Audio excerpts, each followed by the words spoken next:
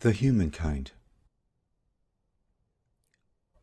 Among the questionable gathering of four men in an active play of conversation, there was presented that there are many ways for a man to understand the world. And then in turn, each replied, "I know," said the fool. "Oh, I see," said the blind man. "But how?" asked the curious one. "Well," said the wise man. And after a moment to ponder, he continued, "Isn't it true that each man sees the world in a different way, from his own perspective?" And again the wheel of thought spun to give each man his turn.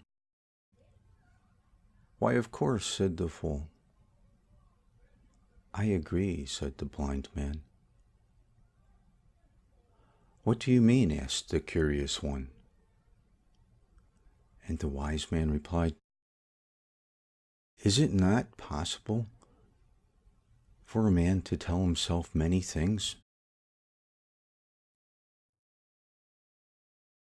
"Be serious," replied the fool, adding, "We can see and hear for ourselves real enough." "Yes, I agree," said the blind man. "We are searching all the areas of the world and know there to be only one inescapable world," adding, "There is what there is." "But one moment," bid the curious one. "I once believed I had a full understanding about how I related to the environment, only to find out later that it was not true." The fool interjected, "Things like that happen all the time." "That's just because you were confused," added the blind one. Now, after the wise one had given each of the others the opportunity to think about and respond to his query, he finished his question saying, "But is what a man ever telling himself really true?"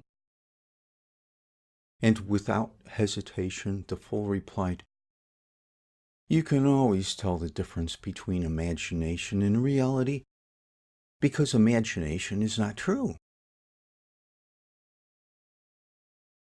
And in agreement, and also without a moment's pondering, the blind man conjectured, "That's the truth."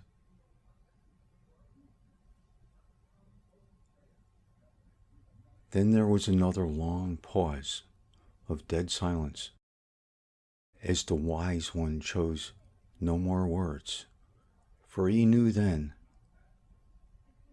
who he was speaking to, and he had learnt long ago that when the words from the well of truth are heard by a fool or a blind man, they will not recognize them, for they will not see beyond their own reflection.